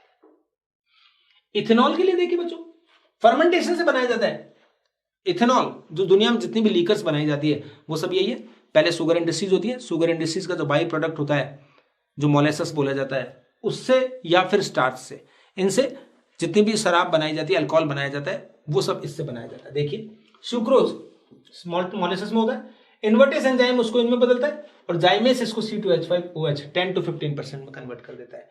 इसी तरह स्टार्च होता है, स्टार्च को डायस्टेज से माल्टोस में बदलते हैं, माल्टोस में माल्टेस एंजाइम लगाए तो ग्लूकोज, देन जाइमेस अगेन इसमें, तो दोनों प्रोसेस से अपने पास 10 to 15% जिसे बोलते हैं वॉश, ये बन जाता है। इसका जब क्या करा देते हैं, कॉफी स्टिल मेथड से डिस्टिलेशन करते हैं तो 90% इथेनॉल बन जाता है, और जब बाद में इसका फ्रैक्शनल डिस्टिलेशन किया जाता है तो मैक्सिमम बस ये बनाया जा सकता है, it is called rectified spirit. बच्चों ये क्या है, रेक्टिफाइड स्पिरिट है। ये कैसा होता है, आपको सॉल्यूशन चैप्टर में पढ़ाया है मैंने, this is an azeotropic mixture, azeotrope है ये, एजियोट्रॉप का मतलब समझते हो ना, कि now we can't remove water by fractional distillation, क्योंकि इनके दोनों के बॉइलिंग पॉइंट अब सेम हो गए, सेम बॉइलिंग पॉइंट में पूरा सॉल्यूशन एक साथ बॉयल होगा और एक साथ चला जाएगा। तो इससे प्योरीफाई करने के लिए बाद में क्या करते हैं, कैल्शियम या कैल्शियम ऑक्साइड के पीसेस के साथ इसका डिस्टिलेशन कराते हैं, और उससे हम जो बनाते हैं वो अल्कोहल कौन सा होता है, 100% इथेनॉल को क्या बोलते हैं, एब्सोल्यूट अल्कोहल। और पावर अल्कोहल किसको बोलते हैं, 20% इथेनॉल प्लस 80% पेट्रोल। पेट्रोल में आजकल देख रहे हैं 10 to 15% तो आज ही मिलाया जा रहा है, गवर्नमेंट इसकी लिमिट बढ़ाने जा रही है, क्योंकि ये रिन्यूएबल है, इसको बनाया जा सकता है, पेट्रोल रिन्यूएबल नहीं है, ठीक है ना, उसके तो लिमिटेड सोर्सेस है, तो उसकी डिपेंडेंसी कम करने के लिए अब ऐसा किया जा रहा है। प्रूफ स्पिरिट 57% B/B सोल्यूशन होता है इथेनॉल का, उसको बोलते हैं। और डीनेचर्ड या मिथाइलेटेड होता है, इसमें क्या मिलाते हैं, 5% methanol plus rubber plus pyridine, ये कुछ पॉइजनस सब्सटेंस मिला दिए जाते हैं टू मेक एल्कोहल या इथेनॉल नॉन ड्रिंकेबल, तो वो होता है डीनेचर्ड एल्कोहल। तो ये कुछ टर्मिनोलॉजी है जिनके बारे में भी बच्चों कभी कभी पूछा जाता है। अब देखिए पॉलीहाइड्रिक अल्कोहल, ये रिएक्शंस रेयर होती हैं लेकिन ये रिएक्शंस आती हैं बच्चों। ग्लाइकॉल की HI से रिएक्शन, इसका क्या प्रोडक्ट बनेगा कोई पूछेगा तो आप देखिए बच्चों इसमें 2 मोल काम आएंगे अगर नॉर्मली लिया जाएगा तो ये बनेगा क्या, पहले प्रोडक्ट CH2CH2I, लेकिन कभी भी दो एडजेसेंट कार्बन पर लार्ज साइज की वजह से, स्टेरिक की वजह से स्टेबल नहीं होता है, तो इनमें से हमेशा क्या होगा, I2 निकल जाएगा। कभी भी 2 एडजेसेंट पे आएंगे तो ऐसे, और क्या बन जाएगा, इथीन। अब अगर HI एक्सेस में नहीं था जब तो फाइनल प्रोडक्ट इथीन लिख देंगे, लेकिन अगर HI एक्सेस में है आपके पास यानी और है रिएक्शन कराने के लिए तो बच्चों क्या होगा, CH3CH2I, ये प्रोडक्ट बन जाता है। ठीक है, तो ग्लाइकॉल से तो ये प्रोडक्ट बन गया, लेकिन यही मैं ले रहा हूं ग्लिसरॉल के साथ। ग्लिसरॉल में क्या होगा, 3 मोल काम आएंगे इनिशियली फर्स्ट टाइम, राइट, और तीनों जगह क्या आ गया बच्चों, I। मैं तो कह रहा था 2 I भी स्टेबल नहीं है तो सबसे पहले 2 एडजेसेंट कार्बन से I निकल जाएगा तो I2। तो बचाइए, तो बच्चों अगर ये पूछा जाता है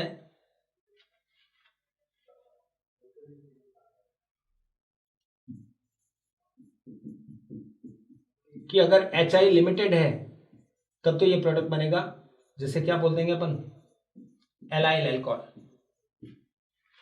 लेकिन अगर किसी ने बोला HI एक्सेस में है तो HI अगर बच्चों एक्सेस में होगा तो रिएक्शन विल फर्दर मूव, कैसे होगा, आपके मार्कोनिकॉफ से I यहां आएगा, H यहां आ जाएगा, अगेन एडजेसेंट पोजीशन पे आ गए, फिर I2 निकलेगा, तो this time CH2 double bond CH और CH3, अगेन HI इस पर रिएक्शन करेगा, एक्सेस का मतलब तो पूरा होगा, तो CH3 और CH पे क्या आएगा, I CH3। तो ये क्या बन गया बच्चों, आइसोप्रोपाइल एल्कोहल आयोडाइड, सॉरी क्या बन गया, आइसोप्रोपाइल आयोडाइड। तो देखो बच्चों अगर HI एक्सेस में है जब तो आइसोप्रोपाइल अल्कोहल बनेगा, और HI अगर लिमिटेड है, एक ही इक्विवेलेंट लिया गया है तो फिर वो क्या बनाएगा, एलाइल अल्कोहल बनाएगा। ठीक है, तो यहां तक की रिएक्शन आपको इसकी याद रखनी है। एक बहुत ही अच्छी वाली रिएक्शंस आएंगी, अब देखिए इसकी कुछ रिएक्शंस है, इसके बाद माल पैराडाइक रिएक्शन आती है, बहुत इंपॉर्टेंट होती है, ये तो नॉर्मल है कभी कभार आता है। डिहाइड्रेशन कराएंगे तो एक्रोलीन बनता है, एक्रेल्डिहाइड। ठीक है, इसको अगर ऑक्सैलिक एसिड का 100 से 110 पे करेंगे तो फॉर्मिक एसिड बनाने का एक प्रिपरेशन होती है, इंडियन लैब मेथड होता है, और 260 पे करते हैं तो एलाइल अल्कोहल बनता है। कंसंट्रेट एचओएस कराते हैं तो ये NO2 उसमें जुड़ जाता है तीनों जगह पर, और ये क्या बन जाता है, TNG, tri nitroglycerol. Tri nitroglycerol Nobel oil बोलते हैं, येलो कलर का ऑयल होता है, और ये एक क्या है बच्चों, एक्सप्लोजिव है। ठीक है, इस एक्सप्लोजिव को कौन सी सैंड में, एक किसेलकर सैंड में स्टोर कराया जाता है, तो उससे बच्चों जो बनता है वो एक बहुत ही सेफ माना जाने वाला एक्सप्लोजिव, जिससे जितने भी हाईवे बनते हैं पहाड़ों को हटाने में या जो भी करने में, डायनामाइट नाम के जो एल्फ्रेड नोबल ने जो बनाया था डायनामाइट, वो बनता है। ठीक है, और TNG को गन कॉटन यानी सेलुलोज नाइट्रिक से मिलाते हैं तो ब्लास्टिंग जिलेटिन बनते हैं, इनसे भी अपन क्या करते हैं, चट्टानों को हटाने का इनका काम करते हैं। मेल पैराडे रिएक्शन देखो, HiO4 स्पेसिफिक ऑक्सीडेशन है, इसमें ऑक्सीडेशन कैसे होता है, C और C बॉन्ड ब्रेक करके होता है और एक स्टेप तक ही होता है, ध्यान रखना है। तो देखो HiO4 या NaIO4 ये लिया आपने, तो ये यहां से ब्रेक होगा बेटा ऐसे, तो देखो ये किस में बदल जाएगा, HCHO, और नीचे वाला भी क्या होगा, HCHO। बस ये फर्दर इनका आगे ऑक्सीडेशन नहीं होगा, ध्यान रखना है। तो 2 मोल क्या बन गए, फॉर्मेलिटी, अल्कोहल है तो एल्डिहाइड बनेंगे, पहले से एल्डिहाइड है तो वो एसिड में बदल। ठीक है, अब ये देखिए यहां पर क्या है, ये तो है लेकिन बीच में ये आ गया है sp3 कार्बन वाला, CH2 आ गया है तो ऑक्सीडेशन होगा ही नहीं। देखो किस किस का कराते हैं, विसिनल डाइऑल होने चाहिए, विसिनल मतलब 2 लगातार कार्बन पर OH होने चाहिए, जो नहीं है पहली कंडीशन। विसिनल डाई कार्बोनिल होने चाहिए, मतलब 2 एल्डिहाइड या कीटोन लगातार कार्बन पे होने चाहिए, या फिर अल्फा हाइड्रोक्सी कार्बोनिल होने चाहिए, यानी फ्रक्टोज जैसे होता है ना CO, उसके पास वाले कार्बन पर OH हो। बस एल्कीन, एल्काइन और अल्फा हाइड्रोक्सी एसिड अगर होंगे तो इनका रिडक्शन, सॉरी ऑक्सीडेशन ये नहीं करवाएंगे। इनको रिड्यूस ऑक्सीडाइज नहीं करेंगे, राइट। बस तो दो तो ये बता दिए, दो और बता देता हूं। ये ग्लूकोज लिया मैंने, डी ग्लूकोज है मान लो, और ये एग्जांपल है फ्रक्टोज का। ग्लूकोज का जब HiO4 से ऑक्सीडेशन कराएंगे तो देखिए पहली बार में यहां से होगा, एक बार ऊपर एल्डिहाइड है तो वो किसमें बदल जाएगा बच्चों, फॉर्मिक एसिड में, और ये एक CHOS था वो एल्डिहाइड में बदल जाएगा। फिर दोबारा होगा तो एक और हटेगा, दो, फिर तीसरा, चौथा, पांचवा, तो 5 तो बन जाएंगे ये वाले, क्यों एल्डिहाइड आगे से आगे जाता जा रहा है, और लास्ट वाला एक जो बचेगा वो सिर्फ क्या बनाएगा, फॉर्मेल्डिहाइड बनाएगा। तो एक फॉर्मेल्डिहाइड बनता है, बाकी पांचों के पांचों क्या बन जाएंगे, फॉर्मिक एसिड। अब इस तरह ये दिखाइए, देखो बच्चों यहां से कराया तो ये क्या बना, एल्डिहाइड, और ये एल्डिहाइड जो था किसमें बदल गया, एसिड में। एसिड में बदल गया तो बस अल्फा हाइड्रोक्सी एसिड का तो होगा ही नहीं, तो इसमें उल्टा देखिए, इसको एक को हटाइए, ये क्या बना, फॉर्मेल्डिहाइड। एक तो फॉर्मेल्डिहाइड बन गया HCHO, बाद में ये जो CHOS था वो CHO में बदल गया, तो उसका ऑक्सीडेशन होगा तो वो एसिड में, 1 2 और 3, तो 3 क्या बन जाएंगे बच्चों, फॉर्मिक एसिड बन जाएंगे, प्लस लास्ट में जब इसका COOH बन गया तो ये वाला ऑक्सीडाइज नहीं होगा, यानी ये COH और लास्ट में क्या होगा, CH2OH, क्योंकि ये अल्फा हाइड्रोक्सी एसिड है, इसका आगे ऑक्सीडेशन नहीं होगा। तो माल पैराडे में ये HiO4 की स्पेसिफिक रिएक्शंस थी जो आपको याद रखनी है। ईथर एक छोटा सा टॉपिक है। ईथर में क्या होता है बच्चों, ROR-, दो तरह की ईथर होती है, simple ether, mixed ether. Simple ether मतलब R और R' सेम होंगे, और R और R' सेम नहीं होंगे तो क्या होगा, मिक्स्ड ईथर हो जाएगा। सिमेट्रिकल भी बोल सकते हैं इसको, सिंपल को। प्रिपरेशन ऑफ ईथर, एक ही रिएक्शन पढ़नी है, विलियमसन सिंथेसिस। एक डिहाइड्रेशन ऑफ अल्कोहल होता है, वो तो सबको आता है, वो भी बताया मैंने।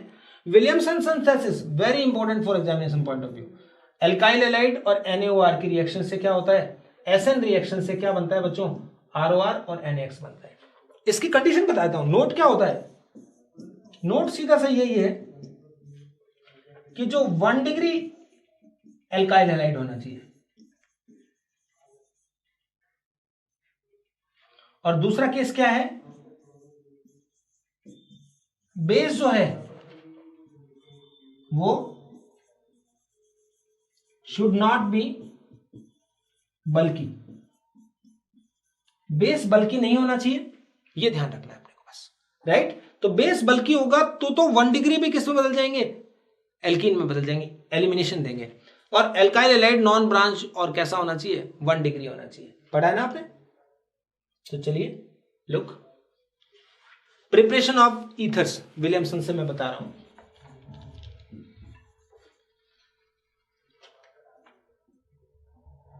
CH3 CH2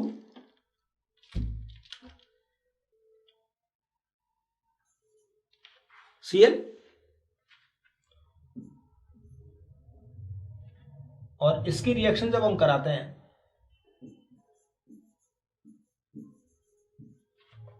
NaOCH3, ये बेस लिया हमने,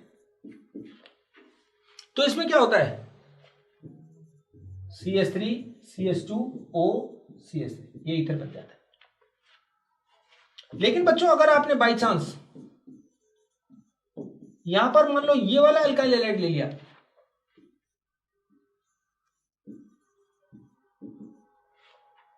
तो इस बेस से ये टर्सरी जो है वो ईथर नहीं बनाएगा, तब ये SN रिएक्शन नहीं होकर कौन सी वाली रिएक्शन होगी, एलिमिनेशन होगी, और CH3 CH3, और इसमें बच्चों क्या बनेगा, ये एल्कीन बन जाएगा बच्चों, राइट। तो ये बात अपने को नोटिस करनी थी कि इन केसेस में अगर आपने primary alkyl halide 1 degree alkyl halide non branch नहीं लिया तो उसमें एलिमिनेशन प्रेफर करेगी ना कि सब्स्टिट्यूशन। तो ये रिएक्शन आपको नोटिस करनी थी। इसी तरह देखो बच्चों, अगर बेस कोई बल्कि ले लिया आपने, मान लो हैलाइड तो आपने प्राइमरी लिया है, लेकिन बेस आपने इस तरह से बल्कि ले लिया है, तो E1 इससे भी क्या बन जाएगी, एल्कीन बन जाएगी। तो बस विलियमसन में यही ध्यान रखना होता है कि the alkyl halide use must be primary and base should be smaller, size में स्मॉल होना चाहिए, बल्कि बेस नहीं लेना है। बाय डिहाइड्रेशन ऑफ एल्कोहल, तो याद ही आपको 413 पे करते थे तो क्या बन जाता था, ईथर बनता था, और नहीं तो क्या बन जाता था, एल्कीन। हर बच्चा जानता है भाई, आपको याद है ना सब ये कि 443 पे एल्कीन बन जाता था और 413 पे वो क्या बनता था, ईथर बनता था। तो एक नॉर्मल सा मेथड था जो एनसीईआरटी की बुक में था। सबसे इंपॉर्टेंट पार्ट ईथर के अंदर जो क्वेश्चन आता होगा वो इसी में से आता है, हैलोजन एसिड से, यानी ये HBr या HI दोनों हो सकते हैं। इनसे जब रिएक्शन करानी होती है तो बच्चों ये क्या होता है, ROH और R-I। अब एक बात समझ में मुझे नहीं आई कि R और R- में से कौन सा वाला alkyl group will go with I- halide के साथ। तो इसके लिए मैंने आपके लिए 2 नोट बना दिया, आपके लिए बहुत इजी बनाने के लिए। आपको बस इन 2 पॉइंट पे फोकस करना है। इफ 1 डिग्री और 2 डिग्री एल्काइल, अगर ये एल्काइल 1 डिग्री या 2 डिग्री है तो कौन सा मैकेनिज्म होगा, SN2, और SN2 होगा तो क्या होगा बच्चों, smaller alkyl will go with halide. Simple, क्योंकि SN2 का मतलब क्या होता है, लेस क्राउडेड होना चाहिए, तो स्मॉलर एल्काइल आई के साथ जाएगा। और अगर 3 डिग्री एल्काइल हुआ, बेंजाइल हुआ, एलाइल हुआ, तो इनमें कार्बोकेटाइन ज्यादा स्टेबल होते हैं, तो किसके थ्रू जाएगा, SN1। तो क्या होगा, तो फिर ये क्या होंगे, they will go with I-, तो ये I- के साथ जाएंगे। चलिए नोटिस तो हमने कर लिया, एग्जांपल आप पॉज करके पहले आंसर खुद लिखिए, फिर मुझे बताइए। Complete the reaction, CH3O CH2 CH3, ये 1 डिग्री, ये भी 1 डिग्री, सुपर 1 डिग्री है, तो HI से रिएक्शन कराएंगे तो स्मॉलर 1, स्मॉलर कौन है, CH3I प्लस C2H5 के साथ कौन जाएगा, OH। अब एक नई बात, एक्सेस में HI लेते हैं उसको हीट करते हैं, तो इससे क्या बनेगा, एक CH3I बनेगा, और ये C2H5OH भी बाद में किसमें बदल जाएगा, I में, और साथ में वाटर बनेगा, दोनों एल्काइल बनेंगे। और ये मेथड जो होता है इसको बोलते हैं बेटा जीसेल्स मेथड। जो HI के साथ हीट करते हैं एक्सेस में लेकर, वो जीसेल मेथड होता है। किसमें काम आता है, for the quantitative analysis of alkoxy group. Alkoxy group के क्वांटिटेटिव एनालिसिस में मेथड जो काम में आता है उस दैट इज कॉल्ड जीसेल मेथड। अब यहां देखिए लिया, यहां पर तो ये सुपर 1 डिग्री, लेकिन ये टर्सरी है, तो जब मैंने कहा था टर्सरी होता है तो यहां पर कौन सा फॉलो किया था, SN2, लेकिन यहां कौन सा फॉलो करेगा, SN1, तो ये कार्बोकेटाइन ज्यादा स्टेबल होगा, तो हैलाइड जो होगा वो टर्सरी के साथ जाएगा। क्लियर बता दिया मैंने आपको, ये हो गया, प्लस क्या बन गया बच्चों, CH3OH। लेकिन अगर एक्सेस में लेंगे तो ये तो हाइड्राइड बनेगा ही, साथ में CH3I भी बन जाएगा। एक्सेस में लेते हैं तो अल्कोहल होता है वो बाद में फिर वापस किसमें, नेक्स्ट एग्जांपल ये देखिए। अब इसमें देखिए बच्चों, ये बेंजीन वाला ये ग्रुप यहां से तो ब्रेक हो ही नहीं सकता है, तो यही होगा, ये बेंजाइल ग्रुप है, तो बेंजाइल में भी वापस SN1 मैकेनिज्म लगाया मैंने, तो ये बेंजाइल के साथ तो क्या आ गया, I, और साथ में क्या बना है, फिनॉल। बेंजीन से ऐसे तो अलग होता ही नहीं, रेजोनेंस टेबल है, देखो तो रेजोनेंस कर रहा होता है, ऐसा आएगा तो इन दोनों में रिएक्शन ही नहीं होगी। इसी तरह देखो HI एक्सेस में भी अगर आपने लिया है तो बच्चों सेम यही प्रोडक्ट बनेंगे। क्यों, क्योंकि ये बेंजीन रिंग का जो O जो होता है यहां से तो ब्रेक होगा ही नहीं, क्यों, ये कार्बोकेटाइन स्टेबल ही नहीं होता। इस तरह देखो ये आ गया, तो इसमें बिल्कुल यहां से दोनों नहीं हो सकता, तो दोनों में रिएक्शन नहीं होगी। यहां देखिए HI एक्सेस में लिया मैंने, तो एक्सेस में लिया तो क्या होगा बच्चों, 2 पॉसिबिलिटी है, तो HI कैसे ब्रेक हो गया, यहां से, जैसे स्मॉलर वाला के साथ ये ब्रेक होता है, मान लो ऐसे यहां तक, और यहां पर क्या आ गया I, और बच्चों यहां क्या आया, O के साथ क्या है H, लेकिन एक्सेस में है ना HI, तो दोबारा आएगा,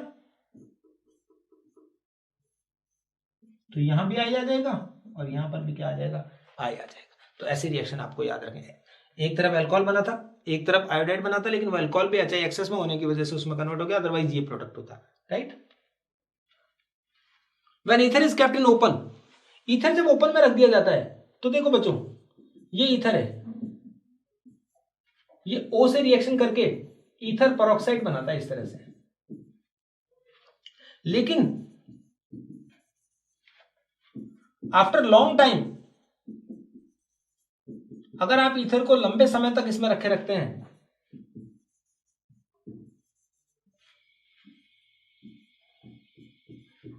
तो बच्चों देखिए CH3 CH2O, यहां से एक H हटाना है और ये OOH, ईथर हाइड्रोपेरोक्साइड, ये एक एक्सप्लोजिव बन रहा है और एक्सप्लोजिव बन जाएगा तो डेंजरस हो जाएगा, इसका यूज बड़ा मुश्किल हो जाएगा। तो इसको सेफ यूज करने के लिए हमें क्या करना पड़ेगा, इसके पेरोक्साइड के इफेक्ट को हटाना पड़ेगा। तो इसे कंसंट्रेट H2SO4 के साथ डिस्टिल करते हैं तो ये प्योर हो जाता है। एक तो ये तरीका है, और एक अपना टेस्ट आएगा कि हाउ कैन बी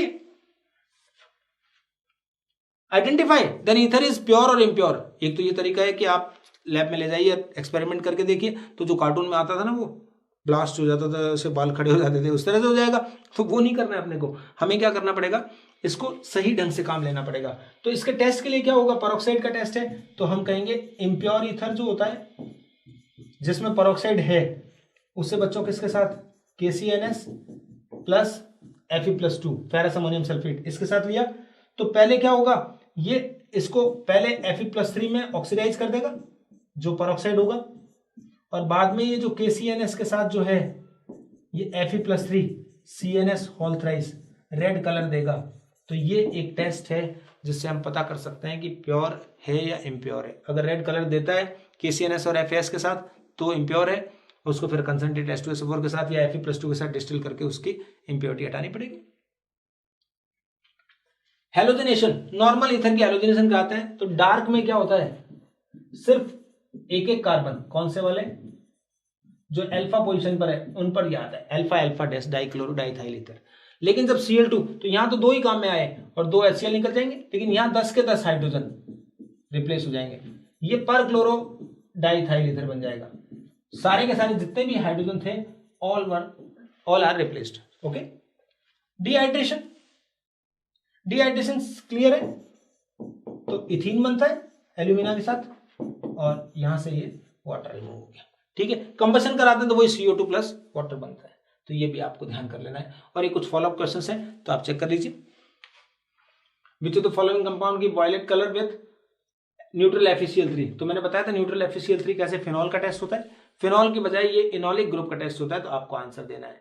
NaBH4 किसको रिड्यूस कर सकता है, आइडोफॉर्म टेस्ट कौन दे सकता है, reaction of HI with this कौन सी रिएक्शन फॉलो करेगी, और टीयर गैस किससे फॉर्म होती है, सब इसी चैप्टर में हमने पढ़ा है। तो इनके आंसर आपको देने हैं बच्चों, और ये चैप्टर अपना क्या हो गया पूरा। अब आप ये मत सोचिए कि ग्रेनार्ड रिएजेंट का नाम नहीं लिया मैंने, तो वो मैं अगले चैप्टर में ग्रेनार्ड रिएजेंट को अलग से पूरा टॉपिक बना के लूंगा। आप बिल्कुल मत डरिए, एक भी टॉपिक, एक भी प्रोफाइल में आपका छोड़ने वाला नहीं हूं। ठीक है, तो आप तो इन वीडियो में जब सारे हो जाएंगे एक भी ऐसा पॉइंट नहीं बता पाएंगे कि ये आपने छोड़ दिया। तो डरिए मत, ये मेरा काम है, आपका काम है जो मैं पढ़ा रहा हूं उसको पढ़ना। Okay, thank you very much.